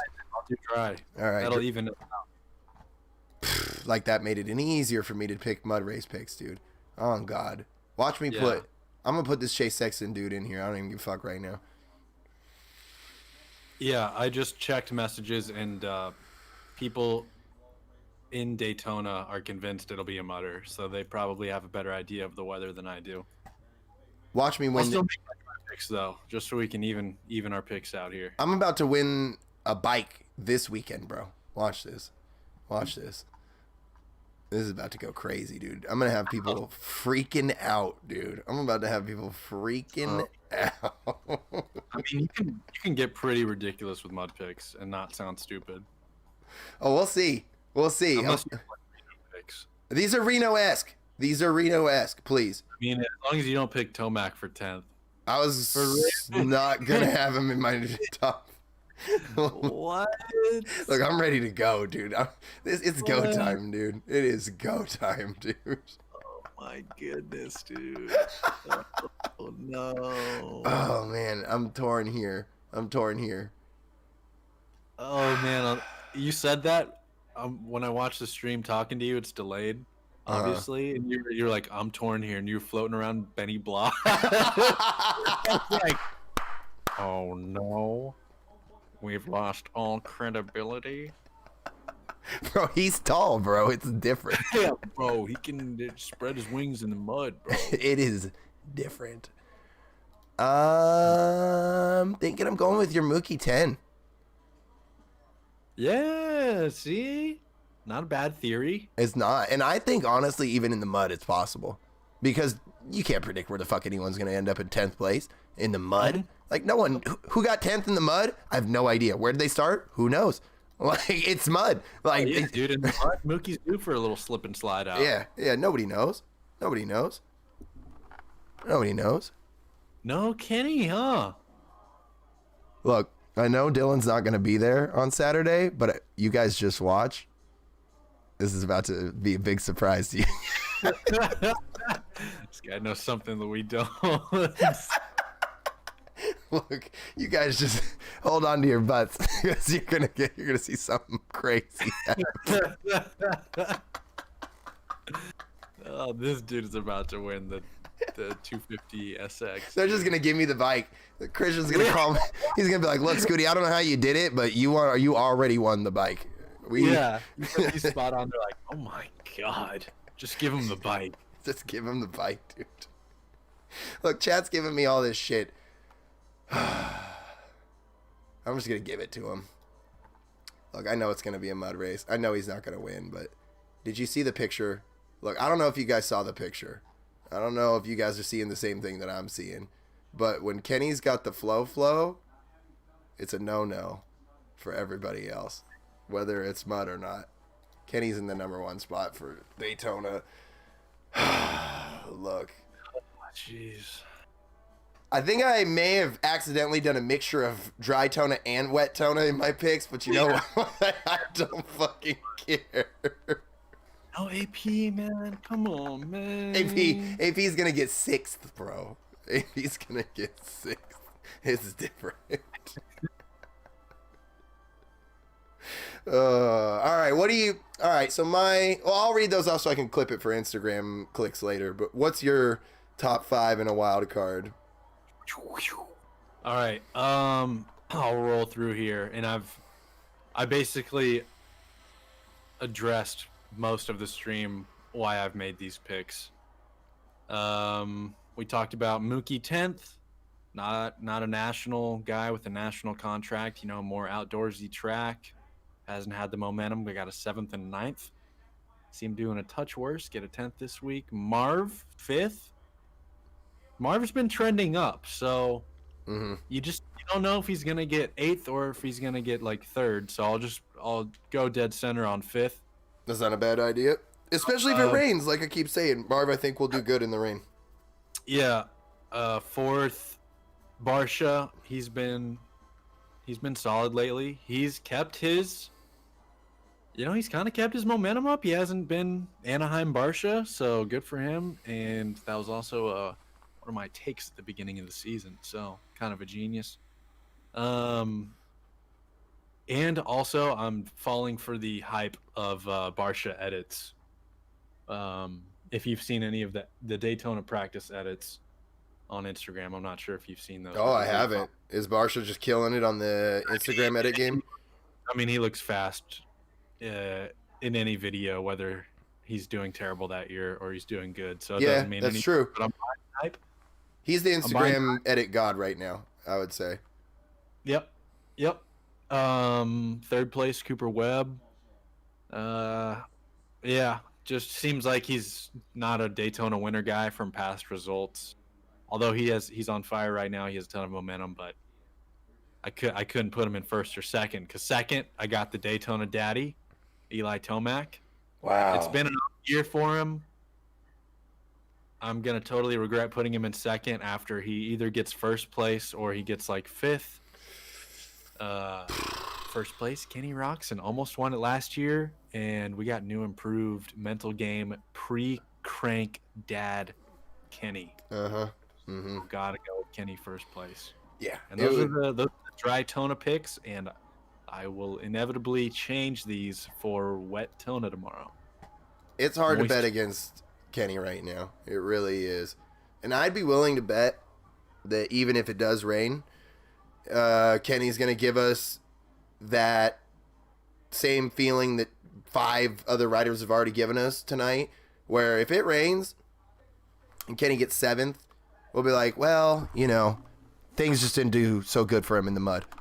But if it rains and Kenny wins tomorrow night, we're going to be like, this is a whole new Kenny. This is a whole new Kenny. Like, he's unstoppable. He could do it anywhere. He could do it on a dry track. He could do it on a wet track. This is Kenny's year. Yeah. Because I think all of us are ready to say, well, this is Kenny's championship to lose. No one has really confidently locked that in yet. And I feel like this, because as I've said all night, Daytona is supposed to be a major check mark in the Supercross championship. And the rain has the ability to completely wipe that slate clean in certain circumstances. If Kenny wins tomorrow night in the rain, I think it's a much bigger statement than if Kenny wins in the dry. If Kenny wins dry tomorrow night, it goes, okay. Kenny's still looking good. Is this going to keep going? But if Kenny wins tomorrow night in the rain, I think we go, this is Kenny's. This is Kenny's championship to lose. Like, he just showed in the hardest elements that this is his championship. Mm-hmm. So tomorrow night could be a big deal, or it could be just we wait for the next week. But I won't be shocked to see Kenny win in the mud. I will not be shocked to see Kenny win in the mud. I will not be shocked to see Kenny win Daytona if it's dry. I think Kenny is the odds-on favorite right now. If it's he's got the starts. He's got the best starts of the season. If it's dry tomorrow, I may scramble to try to put Cooper up to the second place. Maybe bump Marv out. I don't know, but all right. I think Kenny sits at the top, dry or wet for me. I don't. Maybe my gut says, like, if it's dry, like it's really dry, I would maybe say Cooper could get it. But we've been saying that all night, that like Cooper could maybe get it, but it really looks like it's Kenny's race to win. It really does. Yep. And then Tomac. Now that neither of us have picked Tomac, he is about to definitely win. Wheeling through the whoop section, 100%. Yeah. 100%. In the rain. In the rain, he'll be. Look, it's between, obviously, it's Kenny, Cooper, or Tomac, and I feel like Kenny and Cooper, well, all three of them, I feel like are all have the maturity now to be like, I'm sitting in third in this race, and like I shouldn't really charge and like maybe crash to blow my championship. Like, they're all very mature. I feel like whoever's ahead might just kind of stay there. But if anybody, I feel like it would be Tomac to be in third and be like, well, if I don't win here, when am I gonna win? And he would be the guy to like potentially blow out to try to get the win, which is now swaying me into picking Tomac, but I'm not going to do it. I'm sticking to it. Should we ask Siri? We've been asking. Hasn't Siri been pretty spot on with not picking Tomac? I don't know. I think Siri's been about 50-50, just like heads or tails typically. All right. But this could be the week Siri turns it around. All right, we'll do heads. Tomac wins. Tails, he does not win. Hey Siri, heads or tails? Heads. Oh! We're screwed, dude. Oh my. I don't know what to do now. I don't either. Maybe this is how Siri finally unshits our pants. Siri, please unshit. I love how Marcus always asks, "Hey Siri, show me how to unshit my pants." Like, God damn it, no. Siri's supposed to unshit your pants, not give you ideas on how to get shit out of your pants. Oh my God. This track layout kind of wavy though. This kind of looked like an older style Daytona. Sick, dude. Look. I played it on MX Simulator. So I know the track by a 1x1 scale. I don't think Mr. Steve Mathis has ridden this track yet. That's true. all I'm saying, guys. It's true. Does Steve Mathis know the track as well as I do? No, because I'm cranking out. Look, I'm cranking out like a 1:34 lap time on MX Simulator. So, you never know. You never know. Have a good feel for it, and I think, look, the rule is I have to stick with Siri. So unfortunately, I'm gonna be putting Tomac in first now. Yep. Yeah. So, that's what I'm doing. You know how I know it's going to rain in Daytona? Because this track looks dope. Super dope. Oh yeah. That's a great. It's pouring there.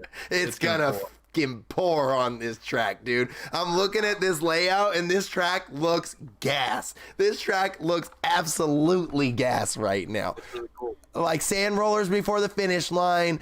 Like, it looks like a high-speed track, just technical enough to where some of the riders can make a little bit of mistakes and give up a little bit, but it looks like it's the kind of track where everybody is sending it. Everybody's going to be going fast. If it was dry, sand would be flying up in the air in the corners. This track had the potential to be phenomenal, but because this is such a beautiful track layout, it is going to dump rain like crazy. Yeah. It also is a track with, it feels like less rhythms than typical. Yeah. I feel like Daytona, there's one long rhythm section, and that's like the only long rhythm section, which typically those are just boring as hell in the mud. So if it is muddy, I imagine it would be a little more entertaining than usual because there's not just a bunch of rolling singles. Yeah. You know? There's a lot of sand on this track. There's a lot of sand on this track. Like 2 whole ass sections. Yeah, there's a lot of sand on this track. This is gonna be fun. Even if it races, or even if it rains, I think the racing's gonna be interesting here. Daytona, baby. Daytona for life. God. Yeah, that was a great point. It is a great design. It is a great design. Definitely going to be a mudder there. I hate that. I'm right about that, dude. That's always what it is. It's like, this is the coolest Daytona we've ever seen. Oh, it's raining.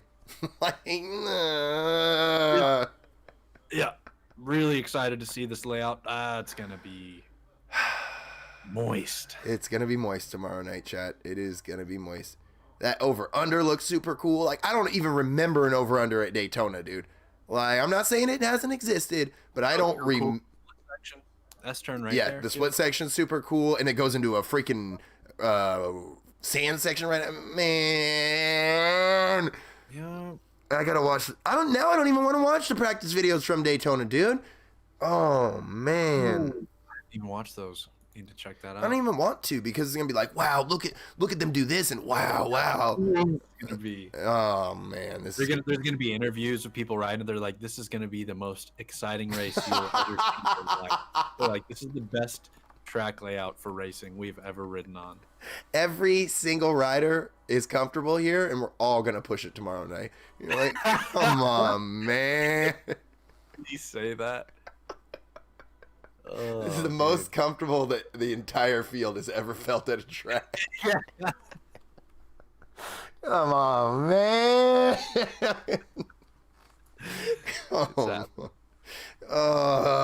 Tomorrow's gonna be crazy. All right, let's get the hell out of here. Oh, let me do my picks. Yeah. You do your final words. I'll do my picks, and then we'll get the hell out of here. All right, the final hot take of the night. Brought to you by Pedialyte, guys. The hot take of the night. Hotter than a hot wing, guys. Hot take. This is it, guys. 250s. Pierce Brown, sleeper pick. If he doesn't crash, he's getting the podium. Whoa! Pierce Brown podium, along with well, my hot take was Eli Tomac is not getting first, but Siri told me to pick him, so now Tomac's getting first. Whoa, dude. Yeah. Wow, Siri really ruined my hot take. That's true. You can't go again. He's not listening right now. My hot take is that Tomac is not getting first. You have said Siri's name far too many times for it to not be listening, so it is definitely listening right now. Yeah, which is why I'm joking.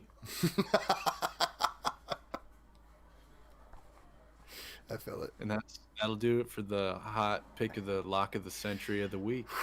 So we're probably 2 minutes from Marcus showing up and repeating everything that we've said on the entire stream for the next 15 minutes. So shows up. You guys hear it's gonna be a mud race? But it could maybe not rain, you know. You think Eli's gonna win it? Anything can happen, I guess. You know, it could rain, could not, maybe. You know what I think? I think that anything could happen.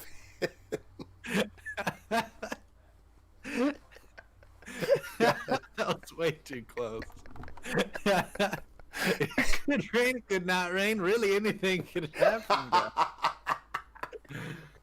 Oh, dude. Marcus secretly has the hottest takes that we've ever encountered. Yeah. That was too good. Do you have a departing hot take?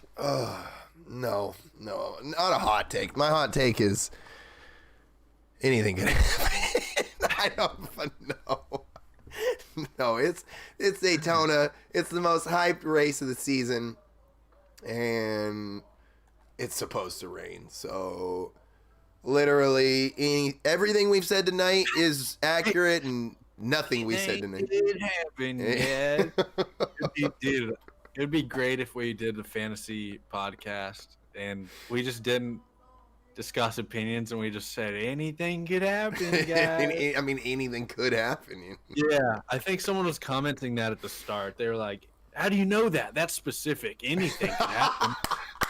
And so we should just get on here every week and be like, "Well, guys, what are you picking for top 5? Because anything could happen."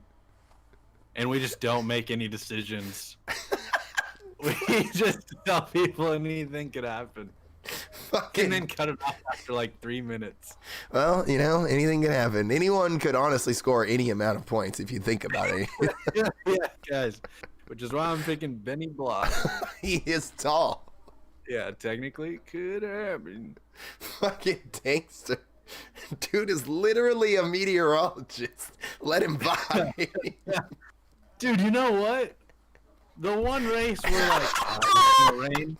Is it gonna rain? Is it not gonna rain? And our meteorologist buddy doesn't come into the podcast. If that isn't a synopsis of everything that is these RM fantasy shows. We had one advantage. We had one advantage over all the other shows this weekend. And he didn't show up.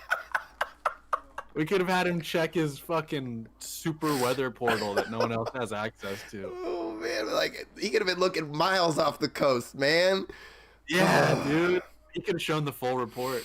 on his phone. Marcus, I just gotta say, we love you so much. Where were you? Where were you when we needed you the most? You know? True Colors show, man. And your True Colors show, man. That's my hot take. That's my hot take I'm leaving on is, where was Marcus when we needed him the most, chat? Think about that. True. Think about that. Yeah, guys. Go let him know on his YouTube. True Colors show tonight.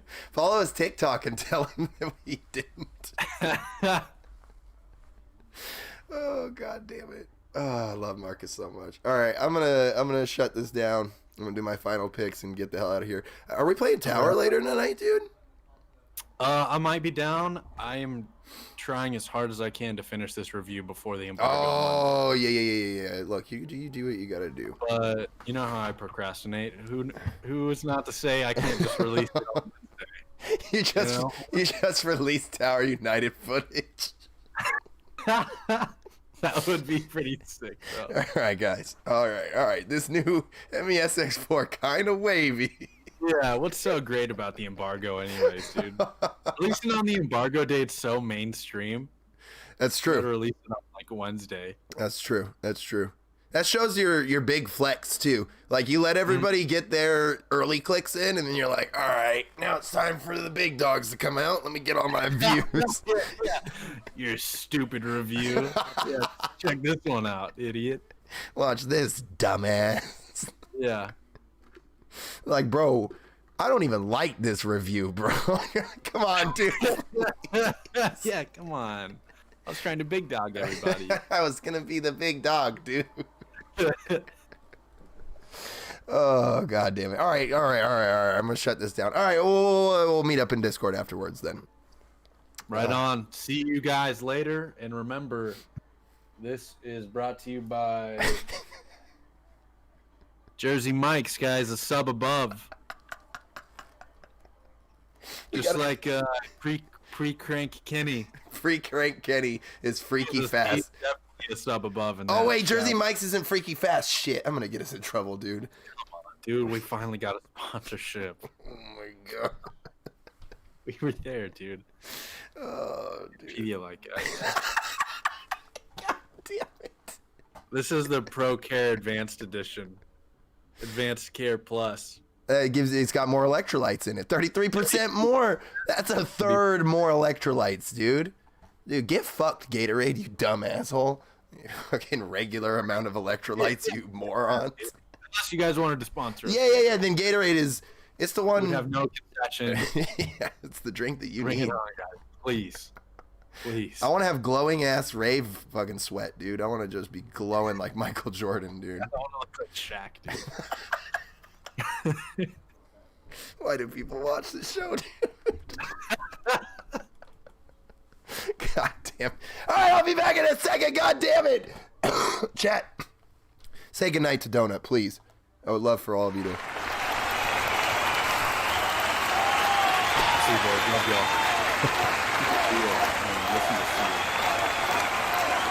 Chat, you're all wonderful. Everybody loves you all. But nobody loves you more than me, you beautiful sons of bitches. Let's wrap this motherfucker up the only way that we know how. The only way that we know how. Is this the right button? Did I do it right? Oh, I did it. Okay, I had to mute Donut. Sorry. I love you, Donut, so very much. Let's do this. Hi, Instagram. My name is Scooty Puff Jr. And this is my top 5! Plus a wild card. For Daytona, baby. We got Big Kenny taking the number 1. Justin Barsha in the 2, Marvin in the 3, Eli 4, and Cooper Webb in the 5. You're saying to yourself, Scooty, what the hell are you doing?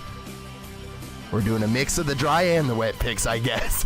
Mookie in the wild card because anything can happen, chat. That is for sure my Scooty Puff Jr.'s Stone Cold Lock of the Century. All the week. Let's go! Put a freaking fork in it and tie a bow and take the... We're going in raw, dog. I love you all to death, chat. Thank you again for an absolute wonderful fucking night. You guys know that we love these RM Fantasy Supercross shows, so I'm endlessly thankful for every single one of you guys that come through and hang out with us. Next Friday, I'm busy with some family stuff because I'm going to be moving Next week is going to be like our last regular-ish week here streaming. We're going to be doing RM Fantasy on Wednesday. So just to get everybody, it's going to be a wild week next week. I love you all with my whole heart. I want you guys to take care of yourselves. I hope to see you guys on Monday or Tuesday or whenever I do. Please, chat, I love you guys to death. I want you guys to have a great night. Let's enjoy some damn Daytona tomorrow, baby. Let's go!